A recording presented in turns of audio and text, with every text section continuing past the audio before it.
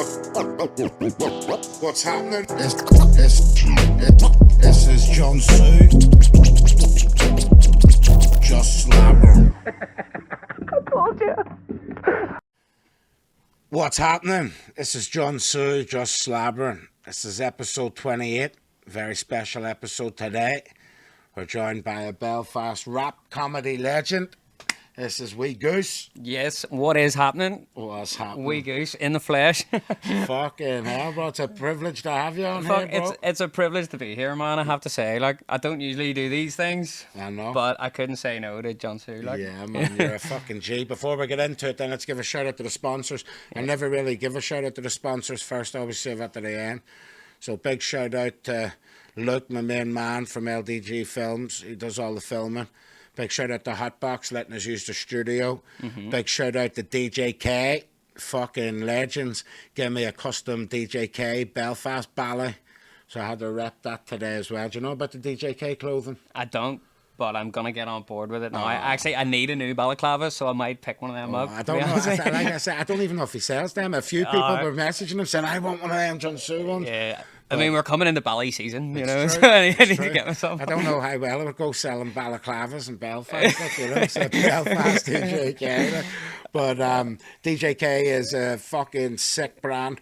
Got him on the podcast. I think it was episode 6. Yeah. But he's a G. Like, he was the guy who set up the Forcott and Ulster. Or no, it was Forcott and Ulster. Remember the Forcott and Ulster fish and chip shop? Oh, the chippy, yeah. Yeah, that was his. No way. Yeah, that Serious? was him. Yeah, he's a fucking Belfast G. Oh, that's gangster. And then he set up his own brand. Luke's wearing the hats and everything there. And he gave me this as well. Look, DJ K, international product of Belfast. Yeah. Some gangster shit. See Fucking that? right, yeah. Here, shout out to DJ K. Yeah, man. He's a cool guy. Yeah. David James Kerr. He's a legend. Yeah. Then shout out to the main man, Bud Lightyear. He's a fucking G. And Weedy Wonka. Fucking gangsters. And then Dragon Claw whiskey. Do you know about the Dragon Claw? Oh, man, absolutely. Like, yeah. I know all about Dragon Claw. Fucking love Dragon Claw. It's good gear. It's good gear. And then fucking the stablemate whiskey as well. Right, that's all of them. We'll talk about them in a bit. Right, my bro. Oh, yeah, I'm Violent Gentleman. I forgot to shout out the main thing. I'm shit at selling my own merch, you know.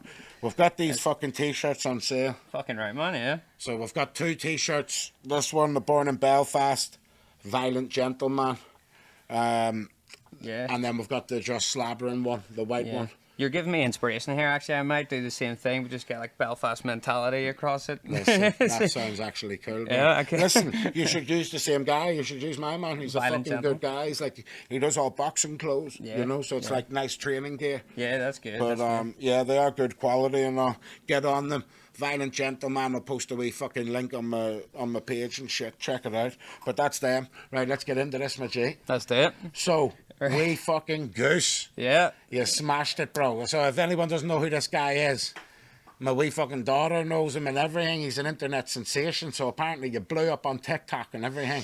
Yeah, man. So I blew up on TikTok before I even knew what TikTok was, which was insane. Yeah. Like we dropped the debut single, Belfast Mentality, back in 2018, right? 2018? 2018. So that's, what, 5 years ago? Yeah, it was. Yeah. And it's sort of like, it went viral, but it didn't really like explode or anything like that. It got like 100,000 views like on Facebook and maybe YouTube or something like that. So we thought that was really big. Yeah. But then it just kind of fizzled out.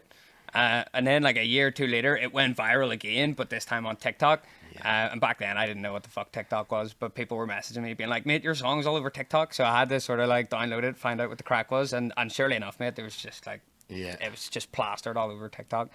And then we got like another surge of views on the YouTube channel again because it was circulating on TikTok. So yeah, it all kicked off after that. Like, bro, Belfast Mentality was a big cultural statement.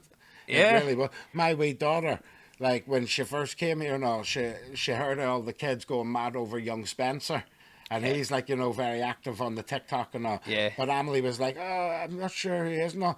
But when she heard Belfast Mentality, she said, "Oh, everyone in Manchester knows that." It went Yeah. viral in the UK, Manchester, and all. Yeah, I think it's mad that it was big in England because I didn't think they would understand like our kind of regional humor. Yeah. And I don't even know if everybody that Does get I it? don't think they do get it. I Yeah. think it's just big on TikTok, but not like no one really knows why. Yeah. And people share the video and share the song, but they don't really know what it is, and they don't even know that I was the guy that made the song. Yeah. But they just keep, you know, when something's like trending on TikTok, people just kind of like jump on board when something's trending and they start like recreating it. But I think that it was a bit of that. Like people were just recreating Yeah. each other's videos, but no one actually knew what it was. Yeah, of course. And it was unique. Yeah. It was very unique because it was Yeah. the good thing I liked about it, like the Belfast Mentality one. It was done over the Eminem Yeah. beat, wasn't it? Yeah. Hi, my name is. My name is. And yeah, it's a good one because that's what Eminem got introduced to. Yeah. You know, hi, my name is. You know what I mean? Yeah. But you done the Belfast Mentality over it. Yeah, it was a good introduction. Like,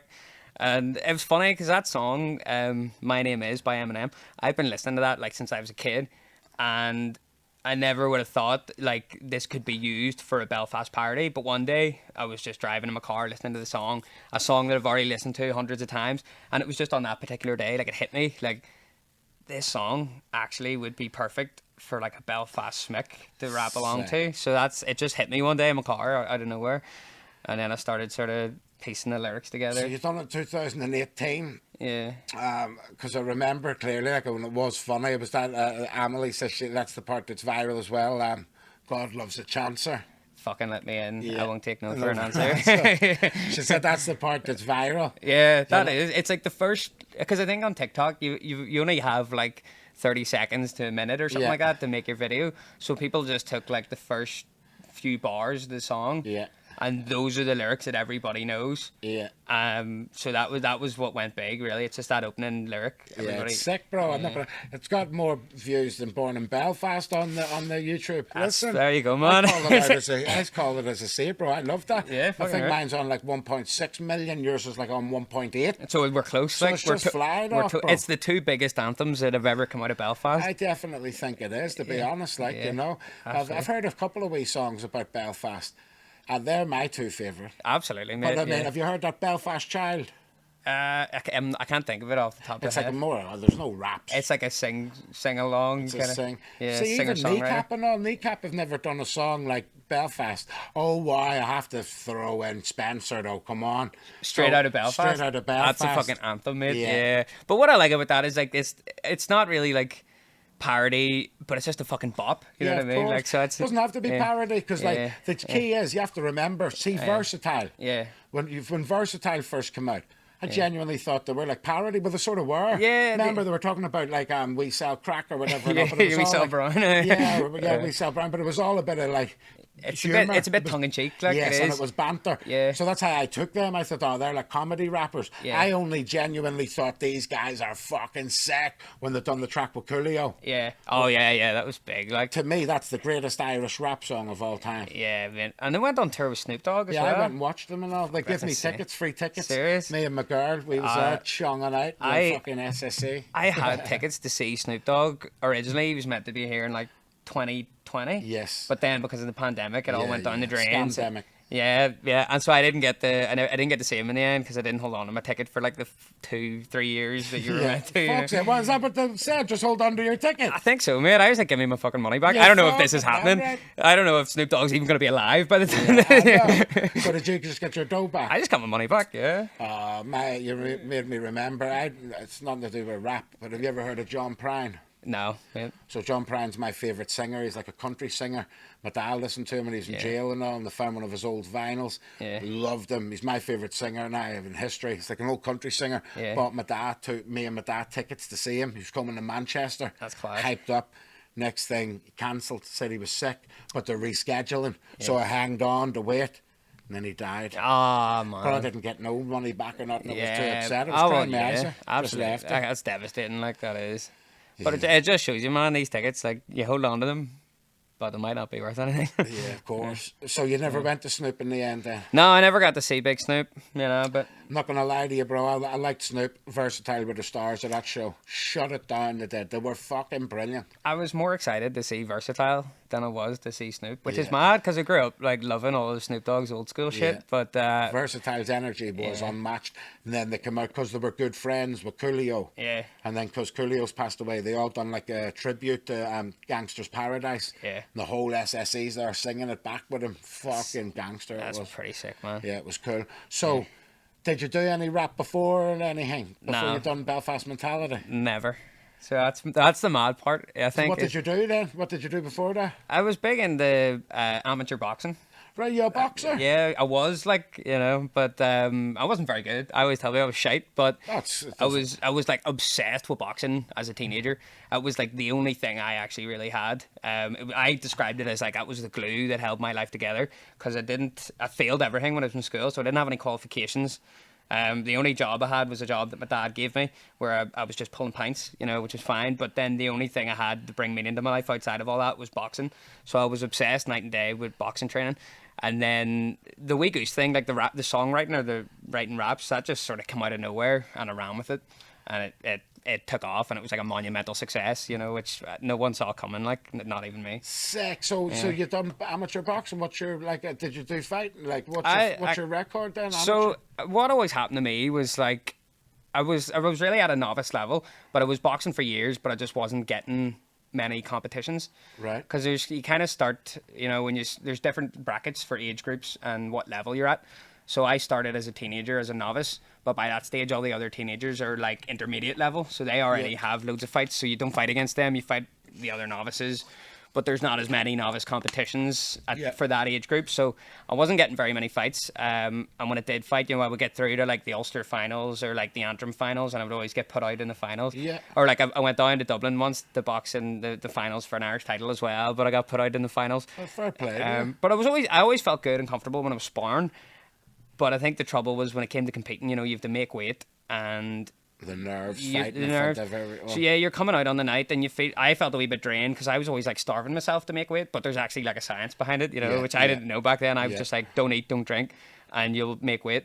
So then I was coming out on the night, I was fatigued and I was just like gassing myself, like with the pressure. You were just like coming out in the first round, gassing yourself, and then you would get the head punched off you for the rest of the fight. So the big fight nights, I never got the win, but I was always really happy and comfortable when I was sparring in the boxing club. Like that was sick. That's deep, bro. Because I can imagine that. And fair play to you. Because I always say I respect everyone that gets in there. You know what I mean? Like it's something else to just get in there and then put it all on the line. Yeah, man. I'm the same. Like I have respect for anybody, whether you say like he's an entertaining fighter, he's not an entertaining fighter. I have respect for anybody that gets into the ring, like, because it's not easy to do. Like, no, that's why I love the UFC so much more than boxing. Because like boxing as well, it's like a win defines you. Yeah. Whereas in the UFC, no one gives a shit when you lose. It's like everybody just wants to see a fucking fight. Like Nate Diaz, for fuck's sake, he got beat about the octagon for 5 rounds. In the 5th round, he smacked Leon Edwards once, and he might as well have won the fight. Everyone loved it. Exactly. I love Nate Diaz as well because he's just like, he just doesn't give a fuck. You know what I mean? So his personality when he's outside the octagon or outside the ring, like I just love watching him and listening to him speak, and he just doesn't give a fuck. And I hear it was bad sport. Well, no, I have fair play to him. I love Jake Paul, but what a jank of Jake Paul flattening him. He didn't knock him out. Did he knock him out?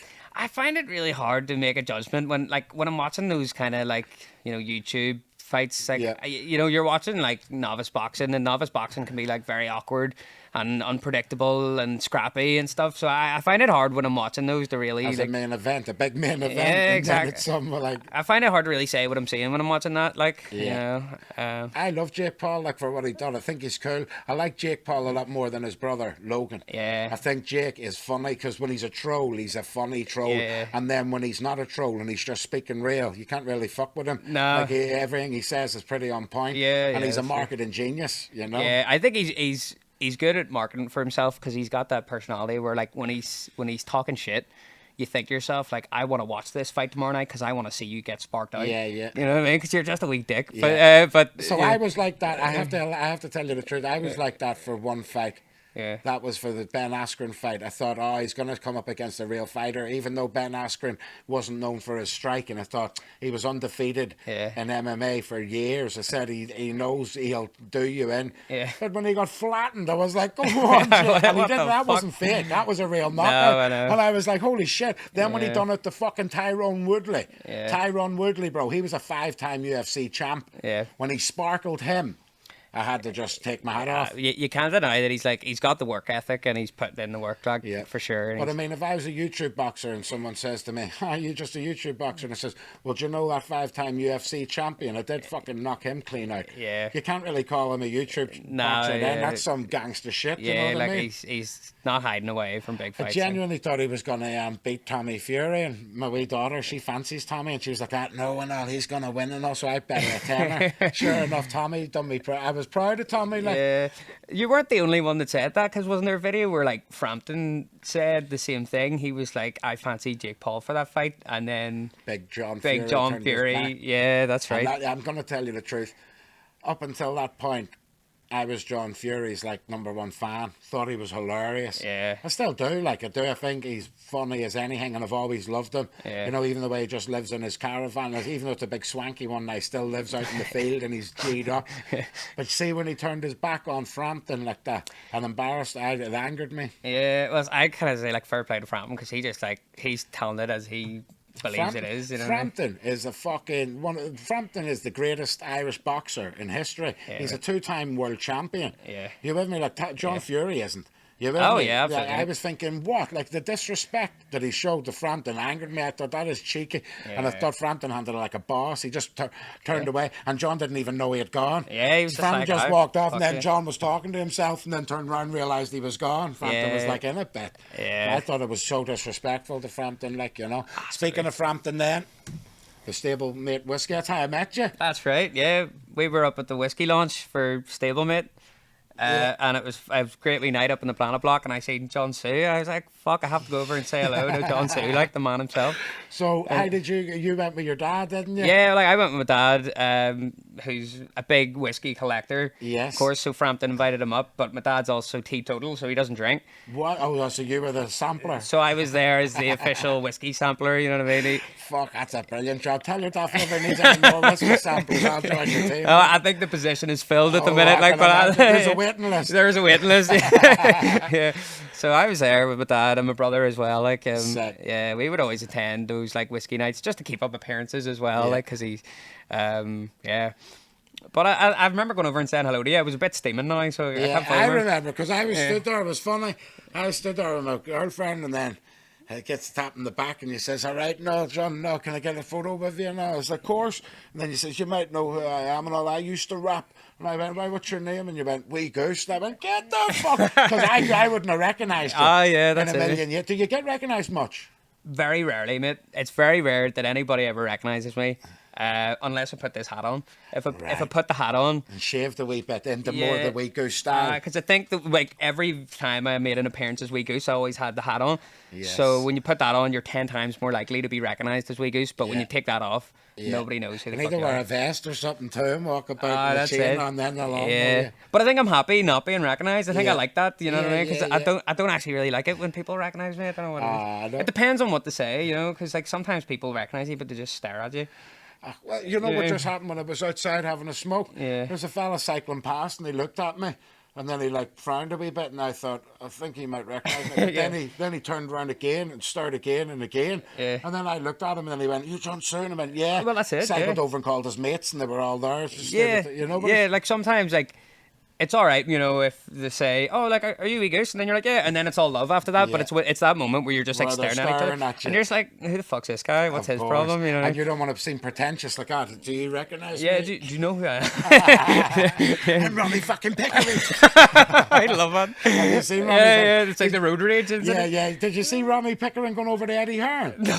Have you not seen it? Eddie earns it like a fucking boxing thing, and Ronnie goes over to him and goes, "It's me, Ronnie Pickering." And then he goes, "Can I get damn tickets to the fight?" And Eddie goes, "Course I will." And then he goes, "VIP." And he goes, "Oh, you're pushing it now, Ronnie." It was Ronnie, funny. I think he had like a plaque somewhere. There was like a plaque made for him somewhere in England. I don't know Oh, where. no, I loved Ronnie Pickering, man. He was funny. I've seen a few of them road ragers. Yeah, man. Have you ever seen the Russian road rage videos where Not sure. they get out of their car with like fucking like Ratchets and sledgehammers that, and all yeah, this sort yeah. of shit? That's mad. Like, Yeah, it's it's mad. Like over here, like it's just a bit of slabbering, but over there, it's a different ball game. Like, Yeah.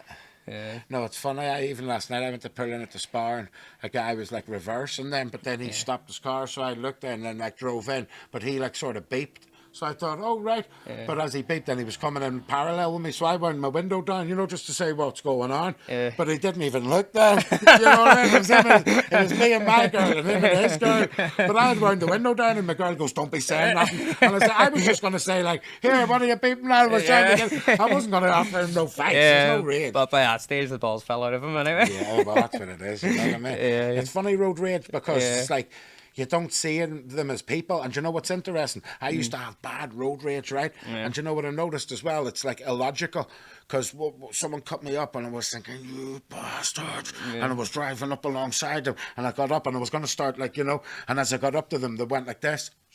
Yeah, yeah. And as soon that's as they it. went, "Sorry," every bit of rage in me just went, "Oh, they're all right. Yeah, no yeah. worries, no worries." That's it. And then I was thinking, "Nah, that's weird." Like once you see them as like a human, then all of a sudden it all Yeah. goes out the window.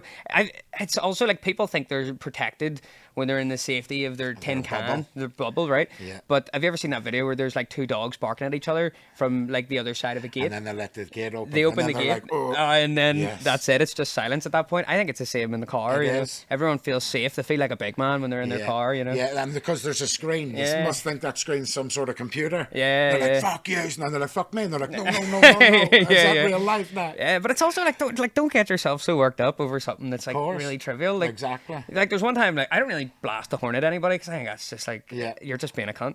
So I'll only really beat the horn at somebody if I have to just alert them that I'm there. Like Yes. watch out, don't come into this lane. There's a car here. So Yeah. a wee beep of the horn, and then you see people like their face gets all red, and they're infuriated. Like who the fuck does he think he is? He just Yes. beeped his horn at me.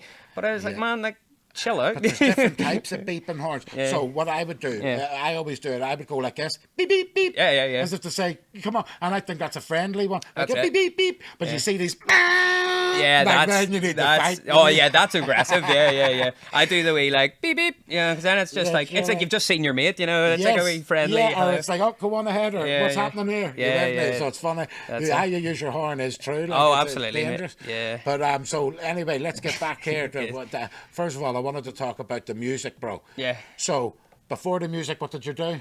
So it was all I left. My story is kind of like I left school after my GCSEs. I failed all my GCSEs, so I had no qualifications, and I was very fortunate that my dad gave me a job as a barman. So I worked full time behind the bar, and I did a bit of boxing on the side, Yes, amateur I know boxing. you've done the boxing. So that was my big And thing. here, so I have to say, so your dad, he owns Bittles Bar, doesn't he? He does. He's the man behind Bittles Bar. Yeah. Sick. Yeah, the infamous man who refuses to sell half pints. He refuses to sell cokes. That's the man So I himself. don't know if you know this. Yeah. I was slabbering about him on the show. Well, it I is. didn't know he was your dad. I mean, the show is called Just Slabberin. Exactly. You know what I mean? I'm going to get a disclaimer at the start of it saying I'm not held accountable for any slabbering. For any slabbering that takes place here. You know what I mean? But no way, is that your dad? He loves all the So does slabbering. he do it, or is he a bit of a controversialist? Oh Like, yeah, you know what I yeah. mean? No, that's like he's a marketing genius. Yeah. You know what So I mean? my gripe with him was this: when I just seen him in the papers, I was like, obviously they done it for talk. But what I thought was this: no designated drivers allowed in the Yeah. pub. What's the story? Well, see, that's what got people so triggered. Everybody was like, "What? So if I'm on a night out and I'm just the designated driver, you won't even sell me a Coke? Oh, yous are all dickheads." But that's not the case. I sell Cokes to people every day when I'm working in the bar. If you Right. get a squad of people come in and they're all buying pints and there's one fella who just wants a Coke, that's perfectly fine. But if you just get one guy comes in on his own and he wants one Coke and he wants to take up a table of 5 people, that's a different story. I agree with you. Yeah, But that's see in context, see, it's interesting. The headlines go, "No cokes." yeah. You know what I mean? You're like, "No coke." Yeah, you get fucking. But people were mad fucking Of fuming course. about that shit. Yeah. There was like articles written about Yeah, that I like see all that. over the world and Yeah, all. And we yeah. were like killing ourselves laughing. And we're like, Brilliant. the world is going mental because this guy got refused a I Coca-Cola. love that. But that's And then the half pint thing. What's the story with the half pints? Brexit.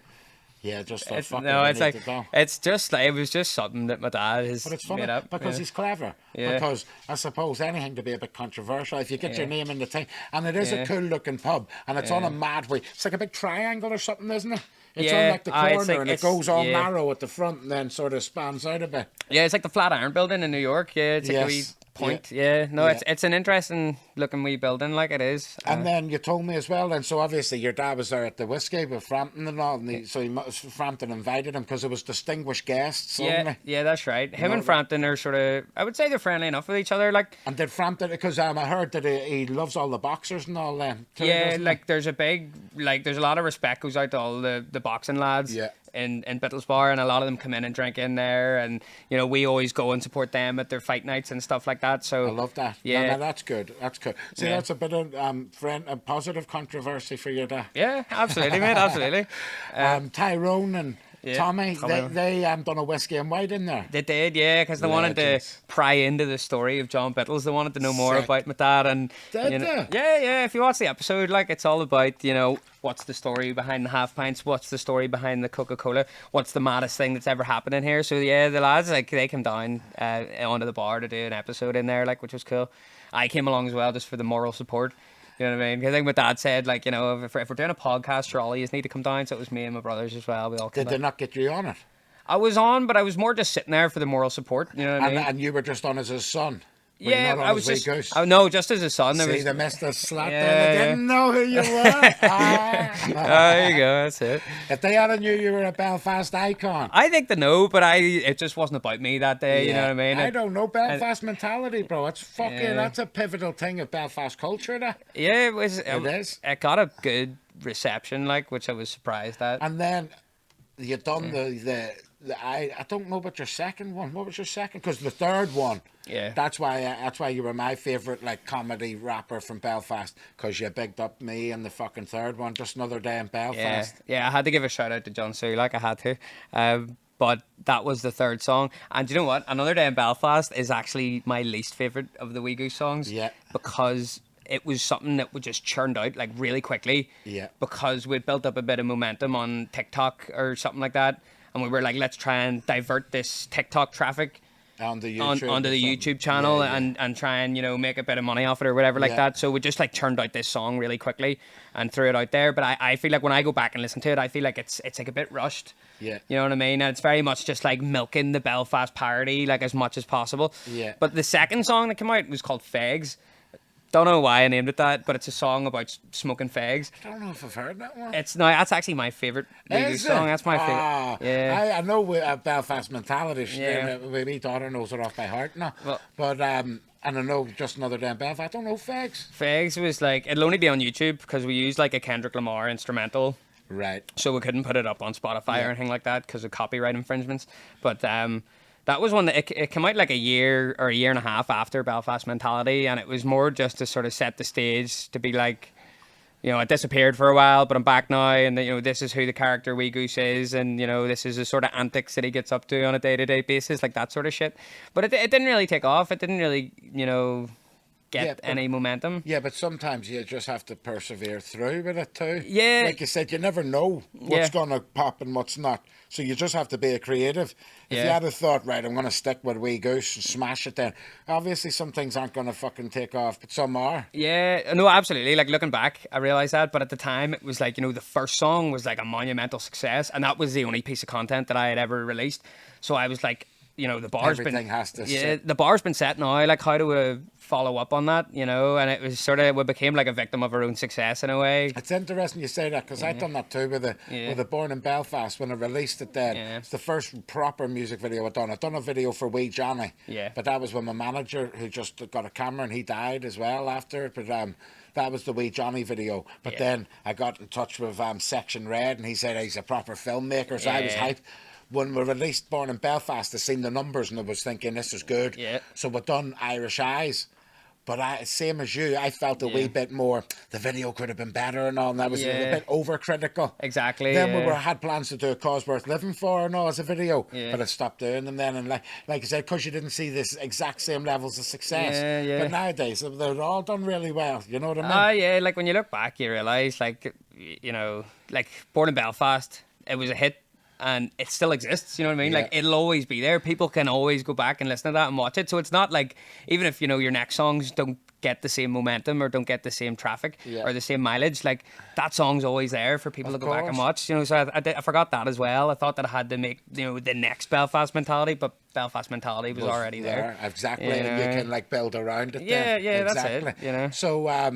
So you've done the three, you only done 3 songs this week, Goose? No, I've done a few, but it was all very far and few and in between sort of stuff because, you know, Wee Goose was never like a full-time commitment. It was more of just like a wee thing that I did on the side for a bit of crack. And, you know, there was other lads involved as well. Like, there was a guy, Paddy Cartwright. He was the man behind the camera. He was the cameraman. Yeah, yeah. And he never took any money off us for the work that he did. He's a G. He just really loved, like, The concept. And he was like, I want to do this justice. You know, I like what you've made here and I want to make a video for it. So, yeah, like, Paddy was a lot to do with it as well. Like, he was part of the creative process all the while. And, you know, trying to get everybody together. It was just like a wee hobby for all of us. So it was hard to get everybody together. Me, Paddy, you know, my brothers and all, they were involved in it as well. So it was hard to set everybody down to plan what we were going to do next. So that's why the songs were really spaced out. Yeah. So the Belfast Mentality over the Eminem beat. Did you say on Spotify and all that, did you re-release it over your own beat, or did you make your other beat for it, or what? Yeah, because so many people were like, why is Belfast Mentality not on Spotify? And I was like, because it's Eminem's beat. Yeah, because I don't know the fucking beat, but I don't even know if people knew that, because, you know, it was all like... Sometimes they don't, because it's the Belfast accent, that's all your grip then. It could be any beat. Yeah, so... but then I was like, right, well, people want it to be on Spotify, so I'll, like, try and release a Spotify version of it. So I was sort of like contacting like a load of like random producers online to see would somebody just like take the vocal stems and just like make a beat over the top of it, which is kind of what I did. So there was 3 different versions and I just like stuck them all out on like a wee mixtape and put it on Spotify just so like there was something there for people to listen to on Spotify because that's what they wanted. But I think like those versions sound shite compared to the original Eminem beat. You know what I mean? Obviously, I've done that a couple of times. See, that's when you need a real good producer. Yeah. Because like some tunes I done it too, and I never felt the same. But then, to be honest, tell you the God's honest truth, see, Born in Belfast. Yeah. The original song that I done it to was just a wee shit. It was someone from Belfast. He lived in the Cathedral Quarter. Jerry or something was his name. But he made this wee beat on like a fucking... Like, you know, whatever it was. Something crazy. Like a wee, like, you know... One of those wee, like, synth things? Yes, and it was a wee, really basic-y hip-hop type beat. And I went, I was born in Belfast. And I actually went, I was born in Belfast. Hear the shotgun shell blast, bang, bang. That's class. Your soul's going to hellfire. And that was it. I never repeated it or nothing. Just carried on the whole rap. That's sick. And then when I recorded it, I was like... That would be good as an intro, and I thought, and then I said to my producer, "Let's mix it up, add the shotgun shells and all, and I'll redo it a few times." And that's how you turned it into that. You know what I mean? So was that like the first lyric that you wrote in that song? Yeah, I was born in Belfast in the late 80s. Yeah. You know, no, because if you remember, it goes, I was born in Belfast in the late 80s. Yeah. When I got out of jail, my man made babies. And is that where you started? Like when you put pen to paper, is that the first thing that came out? That's class. Yeah. But the original song from my album, The Troubles, which is the whole story of me, like the first song that I ever wrote on it was when I was 16, and that's My Daddy. You know that My Daddy is the leader of the family. Rathcoole residence, born in Newton Abbey. I was 16 when I wrote that. Class. So I wrote that to another beat as well. And what age were you when you released the album?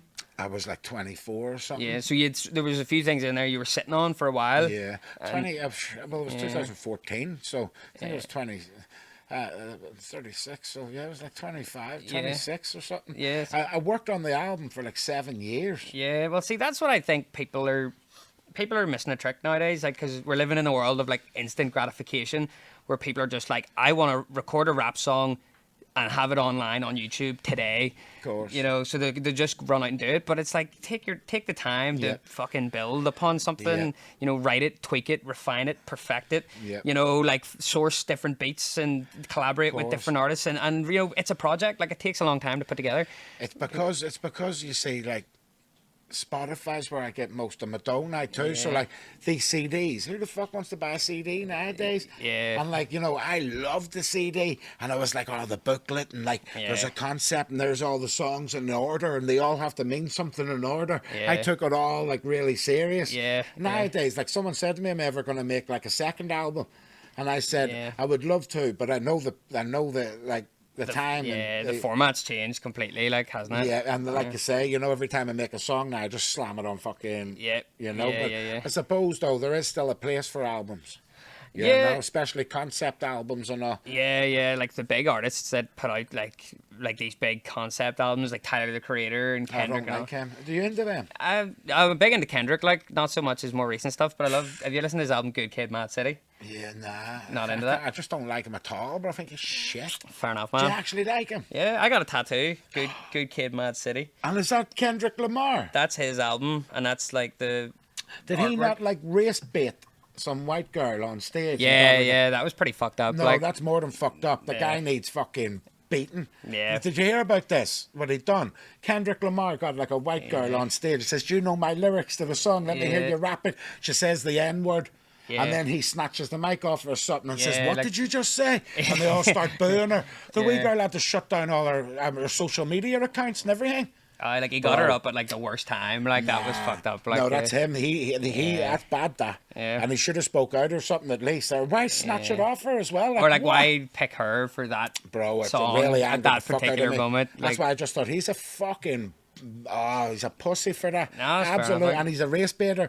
Do you know what's funny as well? I seen something trying to say like, oh, when Kendrick when Tupac died or something, he passed the torch to Kendrick and all. I thought, get the fuck out of here. Tupac would have never done something like that. No, mate, never. No one all, understood who he was. Tupac was a real G. Yeah, you know, just angered the shit out of me though. Yeah, I was speaking of Tupac, like, because we were just talking about it. I think you were out having a smoke.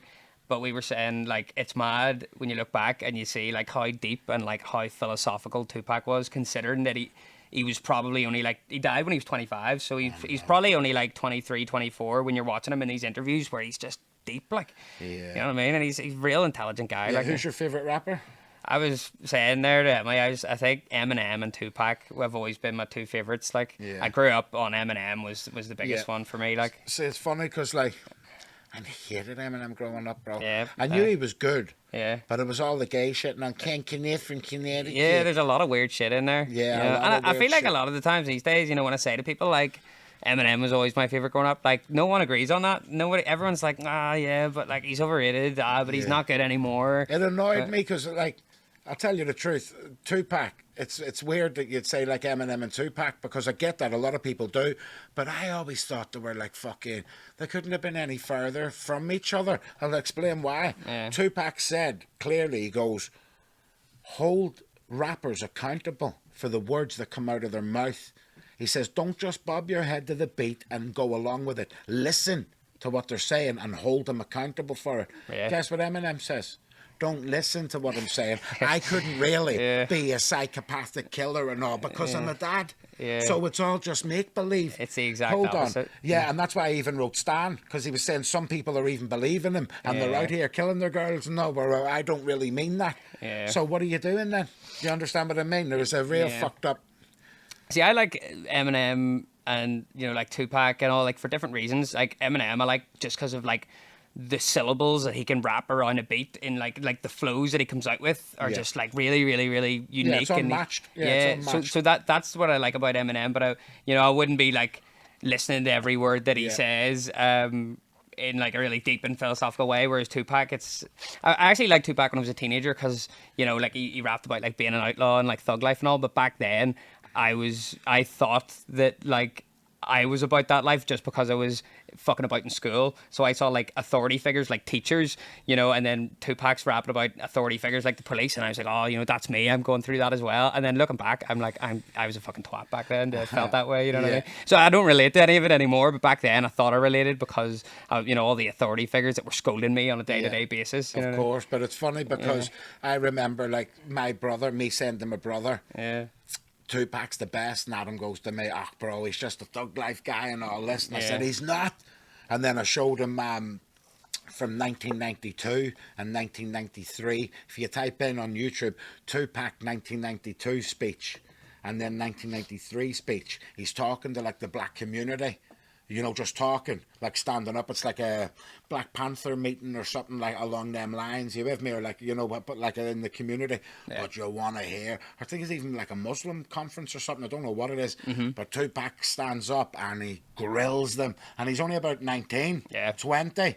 And you're like, yo. And you hear him just grilling them and telling them about their society and all. The guy was more than a rapper. Like, the guy was deep. I think that's, I see all this shit about the guy who killed him. Yeah, so I didn't really read into the facts of like who he was or how they managed to find him and convict him. Yeah. But even if he pulled the trigger, was he the guy that arranged for it to happen? You know what I mean? Yeah, I believe if they didn't kill Tupac, bro, he would have became the president. Yeah, man. He was too G'd up out of his head, Pac. He's a prophet, like, for the people. So like I say, Pac was my #1 all-time favourite. I loved Wu-Tang as well. Wu-Tang was sick. I love Nas. I think Nas was sick. Nas was underrated. Tupac grilled him, though. Grilled him. Yeah. Yeah, no, and then Nas as well, though. He made a tune with Tupac after he died. No, That's right. But I do like Nas. Nas is one of the GOATs. Yeah, he's still churning out music as well. I don't know. I haven't really listened to much of it. Like, Neither have I, bro. Yeah. Neither have I. A lot of them do lose their goodness as they get older, which is weird. You wonder why. Eminem, he went on more.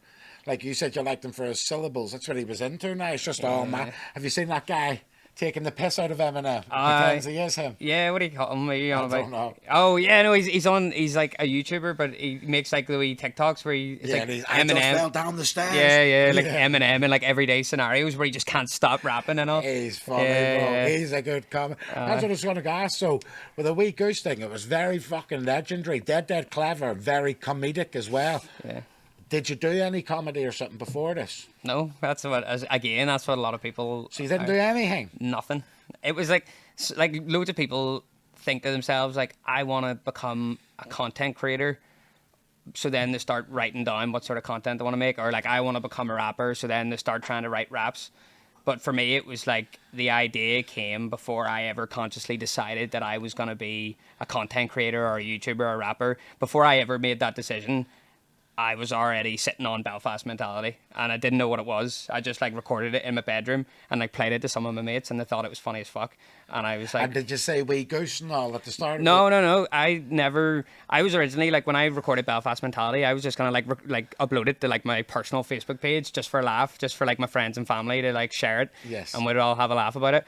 And then it was like one of my mates said, like, we started making the video then because my brother put me in touch with Paddy Cartwright, who wanted to make a video for it.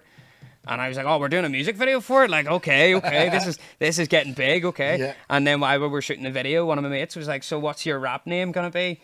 And I was like, what are you talking about? And he was like, oh, well, you know, you're a rapper now, you got to have a rap name. And I was like, oh, but I'm not actually a rapper, you know. So, but he's like, oh, no, but like if you're uploading this, you need to make like a platform and a brand and all. And I was like, it was going way over my head. I was like, do you think so? And he's like, yeah, mate, yeah. So that's when I was like, oh, okay, right, well, then it's going to be Wee Goose.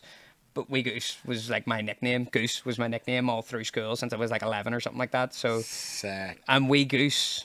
Well, I suppose like you're saying, like, did I ever do comedy before? Which the answer was no, but I was like a wee bit of a class clown in school. Yeah, and I was like a wee attention seeker, like a wee shit. And I did have this sort of bit where like people knew me as Goose, so I had this sort of bit where I was Wee Goose, you know, the mad bastard, and I used to fuck about in class. So that was kind of like the prototype. Yeah, the origins. And then I guess Wee Goose Belfast mentality was like the final evolution of Wee Goose. Delta. Yeah. Sick, bro. I fucking love it. I really do. So that's deep. So and that's your only ever character then as well. That's it. Yeah, it was just one done, and I'm away. I love that. Bro. Yeah, fucking gangster. I spent a lot of time considering like what next. You know, what can we do with this? You know, we could do like sketches. Yeah, we could do, you know, like more parody songs. We could start doing like, you know, real serious rap songs. You know, we could do all sorts. We could do like an Ali G type thing, you Yeah, know, where yeah. we can, but nothing Just ever. don't be doing no Bruno character. No fucking well. That's not Wee Goose anyway. Not on the weekdays. Ali G was the best, bro. I mean, I loved Ali And G. you Like, can see elements of it, like you said, it was a smicked out style. yeah, you can. There is like Ali G inspiration in there, big time. When you released Belfast Mentality, what about Cormac? Was he out already? Did you ever hear the Barrack Boys? Yeah, I really enjoyed the Notorious Barrack Boys rap songs. He Like, was the fuck. Yeah. I loved him. He was what was it called? Always Slipping or something? there was always creeping. Always Creeping. But I think there was another song as well, Life on the Dole, or like Dole think Life so. or something. It was really good. Yeah, though. but Always Creeping. No, Yeah. he done even one about the Seamus Heaney rap song or I something. don't know if didn't I've he? seen that one. I Yeah. think that the two big ones, I think, were like Life on the Dole and Always Creeping. Always Creeping was huge. Yeah. There was a guy singing Wonderwall or something at the start, and he just pulls up and lets off. on Yeah, it. that was probably a big inspiration. And do you know what else I fucking love? Which I thought was like, I think it's like the best Belfast parody rap song ever. It's just called like West Belfast Rap, and it's just on YouTube as a video, just called the West Belfast Rap. I remember it Yeah. from years ago. Yeah, it's just like Sunday night, heading up with St. Paul's, have a few drinks, gonna get really balls. I remember that. Who the fuck made that? I don't know, man. It's just the video just says just I West Belfast remember Rap. it. Is that on YouTube? Yeah, I'll send you a link to it later. Like I remember it, yeah. bro. I can clearly remember. Yeah. When you said it, I just remembered it. It's seriously underrated. Like I think that's like one of the best party Belfast. Was that Rap. the same guy who says, your Uncle Tommy, your neck? Yeah, you're right. You're an act. Is that him that says that? Yeah, that's him. That's the one. Yeah. Sick. That was years ago. I think the hook's like, "Wow, on here be's me. Who you looking at? I'll bottle ye." Like what? I remember that. Yeah, it's fucking class. Like, There was actually a good couple of fucking parodies, wasn't there? there was good ones. Did you ever? There's a guy called B McC as well. Bro, B McC's my fucking mate. Yeah, it was like Brandy something, isn't it? Brandy. Yeah, I remember seeing him. So, you know where you did see him then? Because you showed me a photo then when we got a photo at the Frampton thing. Yeah. You sent me the photo. You actually came to my album launch. Yeah, Crumlin' well, Road where, Jail. well, that's where you would have seen B McC. He He was supporting me that night. I forgot that I seen him that night. I remember seeing him supporting the Rubber Bandits once years ago as well, Did he support them? in like the Mandela Hall or something like that. Sick. That was a class night, the album launch. I thought that was fucking epic. Like, Yeah, it was next level, bro. B McC though, did you ever? He's got one of my favourite tunes about Belfast. Belfast, wonderful town. The cave fills up. The shipyard's down. yeah. I love that one. That was And that class. video was class. The Yeah. girl in it, no, she was belting. Like, it Yeah. was brilliant. It all seemed very like Yeah. retro. Yeah, no, that was class. I loved that Yeah, video, man, bro. B McC was fucking awesome. He was cool, and he was Yeah. actually from Canada or something. Was he? I don't know. Originally, 'Cause yeah. I only or ever. American. Yeah. Yeah, because that was his album. I think he was going to call it the Belfast Yank. Ah, that's right. That sounds familiar. That's class. That's what he was going to call Yeah. it, the Belfast Yank. Yeah. So what age were you when you first ever started writing your rap songs, content, or like when did you decide that that's what you wanted to do? Yeah, it was like, because I went to school in Moss Side, all black, and in Manchester, like, and they were Yeah. all like into the ghetto and all. But I remember I paused Tupac, Brenda's Got a Baby. I was telling Emily this today, let her listen to it. Yeah. But I paused it word for word on CD and wrote down every line of Brenda's Got a Baby. Went in and rapped it to my mates, and they were like, "Yo, that's sick!" All the white kids. Yeah, Then I yeah. went over to the other lads, like, "I really hear this," and they went, "Yeah, Tupac, we're not Tupac." And I was like, "Do you know Tupac as well?" So after that, then I thought, right, I'm going to try and write my own. Get my own shit. And then I done a rap, and it was all quite deep because since I was a young kid, bro, I was always into conspiracies and shit. You with me? I Yeah. always knew something wasn't right with the world, Yeah. so I would rap all that then, and they all Yeah. loved it. So I was always known as like a deep guy, that type of shit. I really love my favorite one that you did was when you go mad deep in it, like, but it was Fire in the Streets. Yeah. It was just like a wee session or like a freestyle you did, Fire in the Streets. Yeah, and for it was- Charlie Sloth. Yeah, and I think that came after the Fire in the Yeah, Booth one, yeah, innit? it did. That was fucking cool. Like, Went over a lot of people's heads. That. yeah, when I went over my head, I had to watch it so many times before I could like start to digest the lyrics that were in it. Like, Yeah. but it was I remember a comment on it on the YouTube because it was on Charlie Sloth's YouTube channel, Yeah. But Chester P, he commented on it saying this is deep, But Chester P was one of the sickest rappers from London, part of Task Force. And did he comment on it, being like this? He commented saying this was next level. No, I remember thinking, yeah, man, because it was the concept was like my whole body is like civilization. Yes, that's it. I can't remember the lyrics specifically. Like, it was intricate, but I was like, you can stay alone in your home and go mad. Yeah, I'm a yeah. nomad and all this sort of Yeah. shit. Like, I thought And it it's was. scary that I wrote that before the lockdowns. Yeah. And you know what I mean? The scariest one I thought that I wrote that was like a 4C of the lockdowns as well was when I was a wee kid. I was only about 17 or 18. I wrote the BBC, the British brainwashing conspiracy.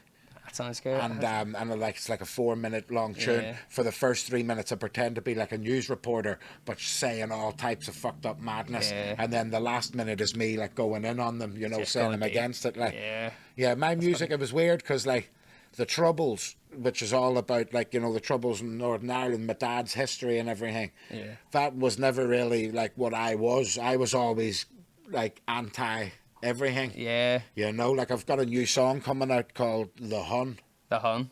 That sounds Yeah. cool. When's that going to be released? Very soon. Oh, Yeah, I'm I've looking got the forward to it. beat and all. I got the beat. Yeah. A big shout to DJ Tez. He Nice. was my second guest. Okay. It was his cousin, I think his nephew or his cousin made the Yeah. beat, but it's class. That's cool. Are you going to do a video for it? Yeah, gonna do it serious, That's bro. sick, that's But sick. as you know about it, like everyone says, you a Tig or a Hun. Yeah. So I'm just saying the Hun. Yeah. But as you know about Attila the Hun, Yeah. he was the scourge of Rome. He destroyed the Roman Empire. So I'm slating the Catholic Church and slating the British monarchy. Slating everybody. Yeah, I'm just going That's in good, like, I a, like like a that. warlord, you know. Yeah. And it's over like an Irish drill beat. That's cool. I did a song like on my mixes tape that came out where I dropped just like Belfast Mentality and a couple other wee songs. One of the songs in it was addressing like a topic like that because loads of people, whenever I came out with the Wee Goose shit, loads of people were commenting and messaging me being like, oh, it's good, but like, are you a Catholic or a Protestant? And I was like, who gives a fuck, man? Just enjoy the song. Yeah, So that's then, what they all want to know. Of yeah, course. yeah. So then one of the songs I released was almost just being like, I couldn't give a fuck, either way, if you're a Tig, you're a Hun, whatever, like just enjoy the fucking song, you know what I mean? Yeah. Do you know what's funny though? Because when you think of it too, like the two biggest, like as well at the minute is like Kneecap, Young Spencer, and it's very obvious. Young Spencer's PROD and Kneecap is like they say Fenian cunts. You know what I'm saying? So it's like, and then that's the biggest thing. When you look at my album. There's the green, white, and gold, and the red, white, and blue, and I'm in the middle in the white. Yeah. Like, I've never been a part of any of that. You with me, bro? If anything, Yeah. I always think there's fucking wankers on both sides as well. Do you Absolutely. know? And then, do you want me to even go deeper, bro? I'll tell you this now. Saying to my wee daughter and all, like, she said to me, because she was originally, she's from England. Yeah. So she says to me, Dad, what is a Protestant? Yeah. Like, what is it? Because all my school's Protestants and all. And then, like, I was explaining then and all, trying to explain about it. And then she was like, she couldn't really figure it out. And it says, right, so, like, the Catholics, they're like the Irish, and they're saying, like, all of Ireland is the same. Yeah. And then, like, the Protestants, they're saying, like, Northern Ireland is, like, a part of the UK. So then I'm like, what's the question? She goes, I sort of agree with the Protestants, to be fair. And then I laughed and said, well, I know what you're saying, because we go down south all the time, and it's really like there is a different culture. You know what I mean? And like even the Euros, but I'll tell you this now, I've got a big map of Ireland in my hand. You see the thought of it, like I'm taking the Euros and being part of the European Union. I couldn't have that, bro. I would fucking wind me up. Like I see it as monopoly money or something. Yeah. Do you know what I mean? I No? get you.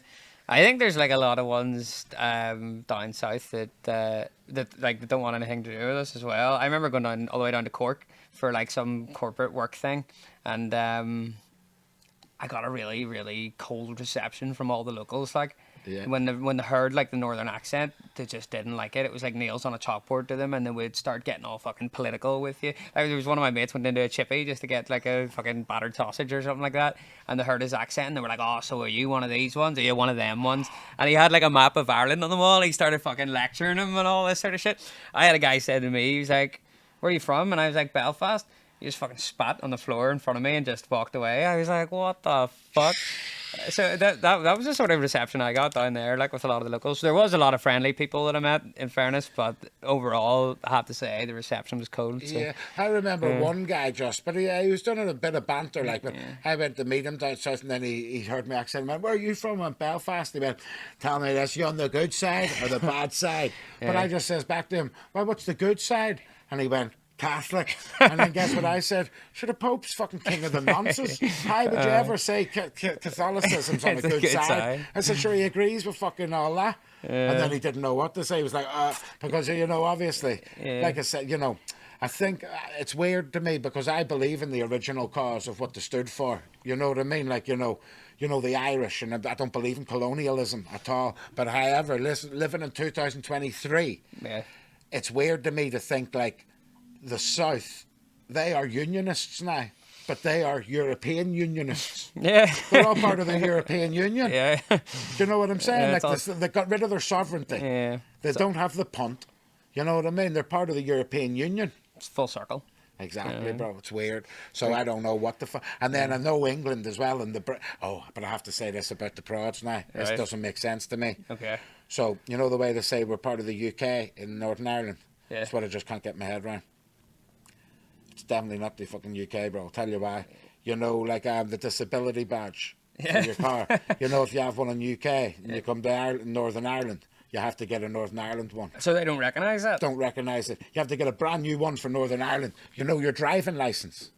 You see, if you want to live in Northern Ireland, you can't have a UK driving licence. You have to Right. get a Northern Ireland driving licence. So do they have to like redo their driving test if they come Yeah. here? You see, if you live in Wales or you live in Scotland, it's all part of you have the same driving licence, the UK one. Yeah. But not us, not Northern Ireland. We have to have our Yeah. own. I see them with the NHS. I Yeah. see signs sometimes saying support. We thank the NHS here. It's not even called the NHS here. It's Yeah. called the HSC. Yeah. So, there like, you go, literally everything is its own wee entity in Northern Ireland. I like to have us in an entirely different playpen. Entirely different from the rest of Yeah. the UK. That's it. Northern Ireland is its own wee province. So I think I think Northern Ireland maybe needs to just branch off, become an independent state. You know what I mean? Free of the European Union, free of the British Union. I've heard And a then lot of people say that, just our own separate entity. Yeah. Scrap all the flags. I'd say forget the tricolor, forget the Union Jack and the Union Charles. Just scrap all of them and then just make our own wee flag. Yeah. Or even have no flag. Yeah, I would like to see what people would come up with if we made our own flag, you know. I actually imagine it as like this big, like rainbow coloured flag, all colourful and shit. I think that's the sort of shit that people would pitch, you know what I mean? Yeah, I like Not necessarily what I would vote for. I know. But I don't know, bro. I've never voted in my life. Yeah, fair enough, What man. about you? You a voter? I would- can tell you're a voter with your dad and all. Yeah. In the pub, you've been Yeah. voting. So do you believe in politics and all? Not really, man, to be honest with you. Like, I'm more sort of like, I'll vote, you know, Yeah, to keep the just to keep everything in tradition. balance, you know what I mean? But no, I to can't. keep it all in balance. Nah. Bro, I'm against it. I can't handle it. Yeah. I hate it all. I believe they should all be ripped Yeah. from their fucking high horses, bro. But ultimately, like, am I a political man? No, I just like most of my time is just spent in my own wee bubble. You know, like Yeah. sitting on a computer. I write code now. I'm a software engineer, so a lot of my shit's just like in my own wee cave, Sick. churning out lines of code, drinking coffee. Lines of code. Yeah, man. Fuck's sake, lines of code. There's No, something else there. lines of sometimes on the weekends a bit of that as well. You know, but So hold on, what the fuck? You're talking like Bill Gates, like? no, none of that shit. What do you But mean you're making codes? no, well, basically, as I was saying, my story started off where, like, I left school with no qualifications, worked in the bar full time, and then I was doing a bit of boxing and stuff, and then I had this mad episode with my health, so I ended up, like, I got this, like, emergency diagnosis where I was diagnosed with Crohn's or colitis. They weren't really fully sure which one it was. Inflammatory bowel disease, though, and either way, and they were like, you need to have your whole fucking colon removed right now or you're gonna die. So it was all like this fucked up experience. I was like 19 at the time. So after that, like, the trajectory of my life totally changed. And then I was like, you know, I wasn't really allowed to compete anymore or do boxing anymore. So then I was like, well, fuck, like, I need something else then, like, in my life. So that's when I decided to return to education. As like a mature student, I went to Belfast Met, did an access course, went to uni, started doing like programming, software, computer science. So and then I recently started a new job as a software engineer, and now I work from home a lot of the time and just like write code. For what, like websites and all? Or? But like this company that I work for, it's actually an American company, and they run some like insurance type stuff. Previous company that I worked for, it was just like this web app type shit. You know, like it's all different. You know, like you'll get hired by the company and you just kind of like do what they need you to do, or if you have enough experience, you can do your own private contracting and stuff like that. You know, it's a good line of work to get into. Yeah. Sick, bro. Sick. Yeah. Coding, you know. Yeah, man, that's the And sort you of write shit. code. So what is Yeah. it like 0 1 1 0 0 0 1 1 That's dash? yeah, well, that's basically what it all gets compiled down to. Like that's what the computer sees is the ones and zeros, but you write it from like a high level programming language. You know, if this, do that, do Yeah. this 10 times, and then do that, like this kind of shit. Yeah, Yeah, I've never been one for any of it, bro. You know, like yeah. the computers, no, it's Oh, yeah, madness. no, I was always like a bit of a computer nerd, like so. Sick. I Yeah, remember, bro, in like fucking 2009, 2010, my mate said to me about Bitcoin and all. I never got into any of that shit. I Yeah, never. it went past my head. I was the same, mate. There's too much like going on in the world of technology to be an expert on everything or anything for that matter. But when it came to like cryptocurrency and all that shit, I didn't pay any attention to it at all. Like I don't know the first thing about it. Yeah. I know, damn right, bro. Yeah. But so you said your dad is a whiskey collector. Yeah. Yeah. Has he got loads of whiskies in the? Yeah, because the people know Biddle's Bar as being like the Guinness bar, Right. but actually the whiskey collection is on point. Like so, I'm a whiskey man. yeah, I mate, love my whiskeys. there's hundreds of bottles of whiskey there. Has Like he got any like proper expensive swanky ones? the most expensive one. This is a sad story now. So the most expensive bottle of whiskey was a bottle of whiskey called Middleton Pearl. The which, Middleton Pearl. Yeah, Right. so at the minute, I think there was only like 180 bottles like made originally, and at the minute because it's so rare, it's worth like over 15 grand, right? But when it first came out, it wasn't. You could get it a lot cheaper. Like we had a bottle of that, and it fell off the shelf and smashed. Yeah. Don't talk shit. Oh man, I shit you not. There was like a guy doing some work out the back, and he was like hammering a shelf, and then the wall on the other side was the whiskey wall where all the bottles of whiskey were, and the wall started shaking. And this all happened within like a fraction of a second, but it all slowed down into slow motion. We looked at like the whiskey wall, and all the bottles were like vibrating. But out of all the the hundreds of bottles on the wall, the one that fell was the Middleton Pearl, the most expensive one, and it just fucking just smashed into pieces. And were you there? Did you watch it Oh happen? yeah, I was there, mate. It was fucked up. Actually, another bottle fell along with it, but it didn't smash. It just like bounced off the floor. It That was sweet. fucking penny. That was some shitty. That was fucking red label. Oh, it was For some dirt. fuck's sake, bro. So yeah, the whiskey smashed. It smelled good, like. I but just started licking it up. Oh well, I was tempted, mate. It did go through my head, like. And So- was it full or half full or empty? Or? Unopened. It was unopened. Yeah. So if you come in the Biddle's Bar now, there's a big display case with that broken bottle, and we say that's the most expensive broken bottle in the island of Ireland. I don't know if I would have continued. I would have went and beat up the worker or hammer, or just said to him, "You owe me your wages." I just got offside. I was like, "Fuck, my dad's gonna go mad here. I need to just keep my head down and stay on his good side, or else shit's gonna hit the Did wall." your dad get his knees done during the troubles? No, it never happened. That part Well, of that's Wee Goose. it's worth asking. Some parts of the Wee Goose lyrics are true and some aren't. So that one was completely fabricated. I like that. I mean, maybe he did. He never told me Maybe he about it. did. I don't know. I was thinking maybe maybe how long's he had the Biddles bar? It's like 35 years. Or Yeah, something. 30 man. I thought that's definitely a story. Then I think he came in and got his knees. Yeah, but here, man, there was like I think there was like a firebomb planted in the bar though back in the day, like back in the days of the troubles, and the whole bar got burnt out. Like, And was your dad manager or like he owned it, yeah. Sick. So what is your dad's story then?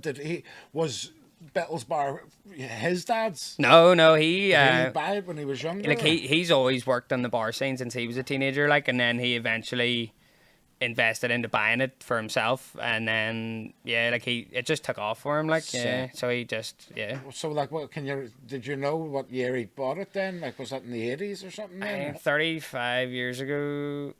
So 90s. Yeah, so that's it. Yeah, maybe like early 90s. 90s or Yeah, something. Fair yeah. play to him. What a legend. Yeah, so it's been going a while for him. Like he's had a Yeah, lot of success smashed with it. it, like for sure. Sick. So how old were you when he got the bar? Like, were you just a young pup? I wasn't born. You weren't even born. How I'm old are you? 27. You're 27. Yeah, Sick. so I wasn't even. See, in the I picture. thought you were a wee bit older. That's the beard. Oh, it's a beard, man. It is actually without the beard. I have a baby face, and I probably look like I'm about Yeah. fucking 16 or some shit. Sick. So 27. So you're about 23 or 24, and you've done the Wee Goose stuff. Yeah. I think I started writing Belfast Mentality. It was maybe like 21 or something like that. I think. Yeah.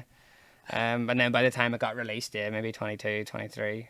So yeah, it was good. It was good crack, like doing the Belfast Mentality thing. We really enjoyed it. But then, I think I realised like it wasn't what I wanted to do, though, because So what? So what you want to do? You're just going to be coding now for the rest of your life? No more Return of Wee Goose or nothing. I've absolutely no intentions of doing another rap song at the minute. But like if one day I have a surge of inspiration, the platform's there, and I'll go back and I'll do something with it. Sometimes I think I would just do like something like this, just like YouTube videos of just me sitting in front of the camera, like, you know, talking some shit. Of course. I don't think I have it in me to do like the mad party stuff anymore. Like I think that part of me's gone. Like, see, there's a key to it. Whatever you do, right, and you've got it because you're good at writing. Whatever you do, just do it authentically. yeah, well that's it. You know, You like, know what I mean? So, like that, I think that's where you were saying you felt with the just another damn Belfast one. Yeah. You felt like you were milking it a bit yourself. Yeah. You with me? Yeah.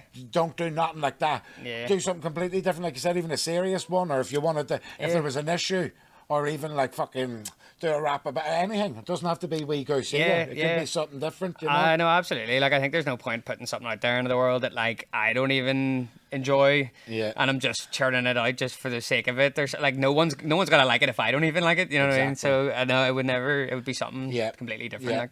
No, I mean, I think as creative people, you definitely still have to have an outlet. I don't like the thought of you just sat there making code. No, like, interestingly, though, you can get creative when it comes to writing code, you know. Of course, but I still mean, like, I want to see, like, unless you've got some fancy fucking Wee Goose website on the way that's all going to be interactive. No. I don't care. I want to see something creative. Yeah. Like, I love, like, you know what I mean by creative? I like, know, for sure. I'd say that, like, my creative juices are recharging at the minute, Good. you know what I mean? That's good. I'd say they're brewing up into something much bigger further down the line, you know what I mean? That's good. Because I seen that with a lot of, we're living in this age, bro, especially TikTokers and all.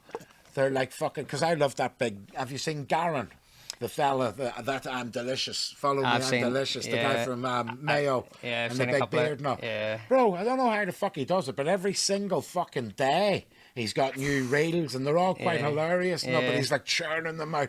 But it's because he's just being natural with it, being himself. Yeah, like he's not overthinking it. Like he's not just overthinking. being. Because then there's some of them, especially some like comedians, it cringes me, bro. Yeah. And I'm like, oh, I know you're just like. You just have to have fun with it, like, really. You know, rather than trying too much. Yeah, you try too hard, that's gonna be your downfall. Like, I think. Exactly. You know what I mean?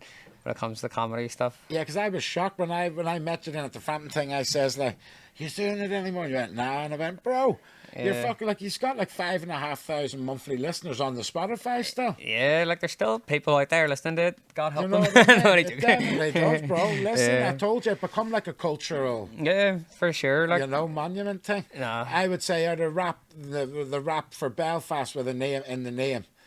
It definitely is. I'd say they're the three biggest. You know, born in Belfast, Belfast mentality, and straight out of Belfast. Straight out of Belfast is a good one. Like, yeah, no, a lot of the young ones go nuts over that too. Born in Belfast is my favourite. Like, you're gonna be walking through McKenna out to Born in Belfast. I am. The 2nd of December. That's gonna be a big night. Like, that's special. That's bro. gonna be a big. Tyrone's a fucking G. He's an animal, bro. Oh man, he is, and I love Crocker too. Like I do love Crocker. You know, it's gonna be sick. It's gonna be some night. It's gonna be a proper domestic dust up. Like, you know what I mean? I can't think of a bigger Belfast v Belfast fight ever. You should get them on and do like the gloves are off. That's what I'm doing. Oh, we're doing that? Okay, right.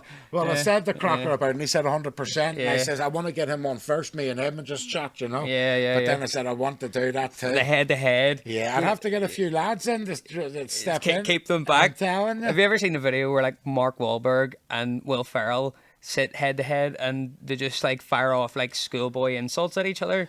It's just a piss take, like, but it'd be funny as fuck. Just have them like slabbering to each other, like. Just... But I wouldn't like that either, especially two fight like. And you know what the good thing is? Like I went to me and Luke went. Luke was doing the you know, the promo for it at the SSE. Yeah. And we went then, and I was in the middle of them, and they came and squared off. Like, and I was thinking, yo. Yeah, was there tension there? Like, there was, and there wasn't. You could tell they were serious, but at the same time, they were both very, very respectful to each other, and like just gentlemen.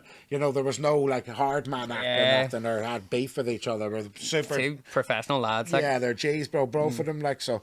It's going to be serious, that. Yeah, I should hit up Lewis Crocker and see, does he want me to walk him out the Belfast mentality then? I know. You know what? It's funny. And you know the other one, someone on Twitter tagged it and said, right, see the way Jun Tzu's walking out Tyrone, they should have young Spencer walking out. I made me laugh. I thought. I think that makes more sense as well because like it's hard to get into the zone the Belfast mentality. No, it's hard to. I don't. I think I would rather have you than the straight out of Belfast. I'll tell you why.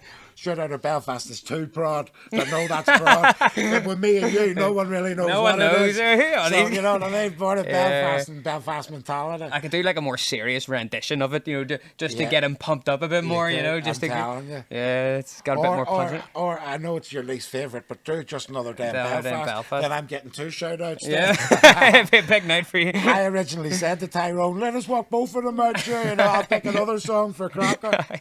Do a quick costume swap, go around the state, That'll be serious, that, bro. Fucking hell, the arena as well, bro. Oh man, it's big. Like, are they promoting it just themselves? Like, or it's Conlon Boxing. Oh, it's Conlon Boxing. Yeah, it's Conlon Boxing. And then apparently as well, I've just seen Tommy McCarthy. Yeah. He's fighting. He's not on the same card. Oh, is it? Good. I think he's fighting in November. Yeah. But I think he's fighting for a European title again. Fucking right, yeah. Yeah, he's fighting a big fella. He looks like Tyler Daly or something, but he looks nuts. It's good to see the lads getting back in the ring again. Like I'd say, they're gonna have like mad support now as well, because the Whiskey and White podcast has built up so much traction. You know what I mean? I think I love the sort of comedy sketches that they've been uploading. Like there was one where it was like a Rocky parody where. Yeah. Did you shoot that? Yeah, that was funny as fuck. Yeah, we're like Tommy's training Tom McKenna. Yeah. Fucking brilliant. But he's shite and all. He's just like shaking his head. Getting his head smacked in and all. Thomas, what are you doing? Yeah. Yeah, and then he trains up and goes mad. Class, bro. Really fucking good. Did you shoot the one where they did like the Jeffrey Dahmer parody as well? No, you didn't do that, but that was fucking. good. I only watched it the other day. Funny enough. Funny as fuck. That That was guy. brilliant. Fucking Tyrone the Dahmer there. Yeah, Jeffrey McKenna. It was brilliant. It was like, do you want to watch this game? He done it really good, didn't it? It was brilliant, man. And then Tommy, at first you're thinking Tommy's going to freak out, and then Tommy loves it. He's like, this is class. We've got Jimmy Nesbitt now. Get me another Dragon Claw. So, what did you think of Frampton's whiskey? I was fucking steaming when I tried it, which was a damn shame because I can't remember what it tasted like. But it was, and I really wanted to try it with appetizer because that's the signature serve. So I'm gonna go in again for another go at it. Were you steaming on them the free cocktails they give us on the way in? Absolutely. What was you drinking? Which one of them did you go for? It was a there was grapefruit. There was like a wee red one, wasn't there? And then there was the blood orange. That's the one I was on. I was on the blood orange, yeah. I kept on. And then after about my 6th or 7th one, you could see them looking at me as if say, you're a chancer now. Yeah. You know. It was the same me and my big brother, Oisin. I call him a big brother, but he's my wee brother. Yeah. But he's like twice the height as me. Yeah, so, that's like me and my bro. Yeah, he's my big wee brother. But me and him were just kind of taking them, 2 at a time. They were like, you're really enjoying these free cocktails, like, aren't you? We were like, no, these are for our mates over there. We're just getting some for everybody. Why make us feel like that? I know. See, if I was there, right, I'd be like, come on, let's see it just like some more. Can you give me a hand with these? And I'm not going to be, I'll just have to tell the truth. They called them a cocktail, bro. It was like 2 sips. There's a big, massive fucking ice cube. And then I went, that's really nice. It's gone. Finished. And then you're like, oh, shit. It was short-lived, like. Yeah. You know what I mean? Did you hear what happened? Then you left, didn't you? But I heard you were up rapping, yeah. Did you know that was going to happen, or did you just get... Bro, of course it didn't. No. I'll tell you what happened, right? So I was there, drinking all the free drinks, and then next thing I'm a wee bit like feeling good, get excited for the whiskey. Yeah. When they handed out the whiskey samplers, there was about this much in the fucking I sample. do remember that as well. Bro, I'm not lying. There was it was like for ants. It looked like a fucking, so I says, what the fuck? So I took 2. And then I poured them in, and then Caitlin says to me, you have to wait, they're all going to sample it together and all. But I just said, fuck this. And but then I felt bad because I wish I had it done. Yeah, I had already drank mine before I realised that there was like a tasting, and I was like, oh, fuck, can I get another one? I think that's what happened to me. I think I looked at you and seen you swigging. I thought, we're all swigging. If Wee Goose is drinking, we're all drinking. We're all swigging. And then next thing she's like, athletic to go around and all this shit. But it was okay. I'm going to tell you the truth, though. I have to tell Frampton this. I do. I thought of a genius thing. I'm just going to tell it on the podcast. My podcast, anyway. Yeah. See the Irish whiskey? Mm-hmm. I struggle with Irish whiskey. You struggle with it? Yeah. Like, it's... I don't know if Dragon Claw's Irish whiskey, is it? That's something different. Because that is fucking beautiful. And it's like a real, like, fucking bespoke, like, handcrafted whiskey or something. And they even said on it, there's only 200 barrels. Or 200 bottles from the 2 barrels. I love that shit. It's like fucking unique, authentic. This and Anne McGregor's whiskey, it tasted a bit like I can't describe it. It's a bit like Irish whiskey gives me a bit of a headache if I drink it or something. Yeah, I mean, I would say it all depends on which whiskey it is that you're drinking. Like sometimes the Irish word that's just thrown on there as like a marketing thing, just to upsell it a bit as like this is a product from Ireland. Like we make good whiskey here. No, it's something to do with the triple distilled. Oh, like the process of making whiskey, it. Irish whiskey distills it 3 times, triple distills okay, I it, get what you're coming and off. then Scotch. Yeah. Scotch whiskey's my favourite. You're a peated whiskey sort of guy. Well, my all-time favourite whiskey, you might be surprised at this, Black Label, Johnny Walker. Fair enough, yeah. Fucking love it, but I'll drink a bottle of that. Love it. If you know what you like, Yeah, but it's real good, and it's good to just drink neat. I don't drink it with any ice. Yeah. No mixers. Or nothing. Just straight up. And then do you know what the funny thing is? If you drink whiskey like that, you've no hangover. No. I definitely get the hangovers now. What if you would just drink neat whiskey? Yeah, man, absolutely. Like, See, but I'm prone to all sorts of mad hangovers. No, Like, but that's because you're drinking fucking all the sugar drinks, bro. Yeah. Sugar drinks and whiskey do not fucking mix. It's water and whiskey. That's what I drink, bro. Water and whiskey. My 3 drinks used to be coffee, black coffee, water, and whiskey. That's the How we recipe, roll. like that's the fucking recipe. That's the man. man's drinks. I'm that. with you on the coffee, like black coffee, day and night, like But absolutely. listen, but with Frampton, this Yeah. is where he messed up, bro. I need to tell this to Frampton. Yeah. I was thinking of messaging him, just saying, Frampton, I've got a good idea. Because House of Jackal is his new umbrella company. Yeah. So Stablemates is Irish whiskey. Perfect. Love that. Yeah. That's brilliant. And I thought it was better than McGregor's. I did like it. It was nice. That was dog shit, like Oh, that the stuff. what, McGregor proper was 12? Yeah, that was Yeah. just a big load of bollocks. Well, this like. is nice. This is nice. But I'm still not the biggest fan of it. But I've got an idea for him.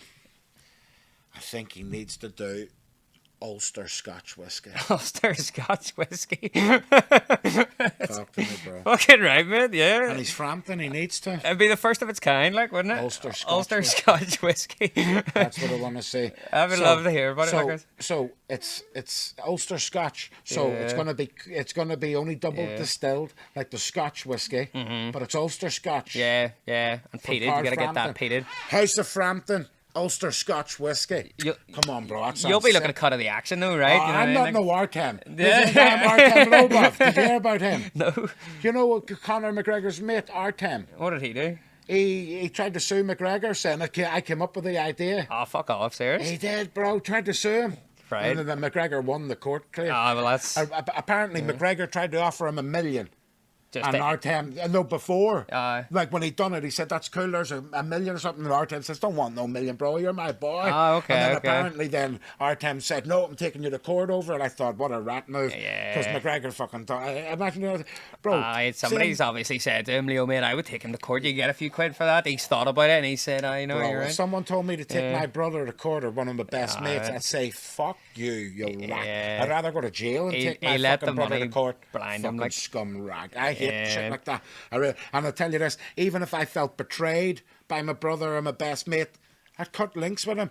I'd never take any of my people that I said I loved to court. Never once in my life. You with me? Yeah. Little scumbag material. That. Just call him out. You know, fucking be like, yo, Yeah. man, dick move. You stole my whiskey. Exactly. You can't. But anyway.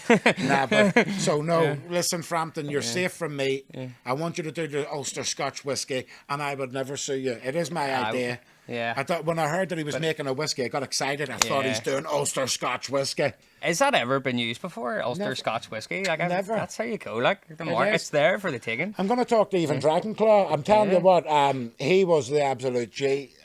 Chris Crooks. Yeah. His whiskey, bro, is fucking delicious. Yes. I'm not even sponsored by them, really. I just pretend I am. You just And, love the whiskey. You know? Yeah, and I messaged him and says, yo, I want another bottle. I'm going to have to go into his tattoo shop or something and say, I've got cash. Where's the next bottle? Yeah. Because I'm annoyed. Kneecap drunk the end of it on me. Drunk the whole thing at the feel. Up at Falls Park. Yeah, but then I've lost the bottle. I've just got the fucking fancy yeah. wee cup that it sits in there. So, The bottle is part of the yeah. part of the And set. I Like, actually had it red as well. I was like, bottle oh, serious? 19 of 200 or something. I feel bad. I need another Yeah. bottle. I do love the Dragonclaw. Yeah, it's a good product. Like, Stablemate, it's good. It's good. It's good, but it's no Scotch, Ulster Scotch. Ulster Scotch whiskey. You know, Frampton needs to do that next, doesn't he? Get him on and have a word with him about it. I'm going to talk I think to he'd be over the moon with it. Like, I know. Well, And the Banana Block where it was a good night, wasn't That's it? the first I've been up at that venue, and I thought it was class. Like, Yeah, I went up there to try High Burger. I've High heard of that, Burger's yeah. at the front. Yeah, there's a pizza place out there as well, isn't there? Oh, a Flout or something. Yeah, I've never been to Flout, but I've heard it's good. I've heard it's very good. Yeah, Yeah, now High Burger's special. special. Yeah, I really enjoyed it. I'm gonna check that one out. Like, Yeah, it's fucking. They're only there open 3 days a week, Friday, Saturday, and Yeah. Sunday. Apparently, I think a lot of places are like that now. Like, they are lovely. I'm a big man for burgers, like, so Have you tried the Smash Bros as well? I've tried Smash Bros. Yeah, Getting fucking starved. I love to go for a burger I now. genuinely am. How long have we been talking? An hour and 18 minutes. Oh, good. okay. That's good. Then we've passed the hour mark, but I feel like we need to. Yeah. Right. Well, that's everything covered. Then Yeah. I'm getting starving. I know. Well, we'll go get a You hungry too? fucking demolish a burger. I'm telling you. Well, High Burger's closed. What day is this? Might have to do a Five Guys or something. I don't know. I just don't know, guys. I'm feeling starving. Listen, Wee Goose.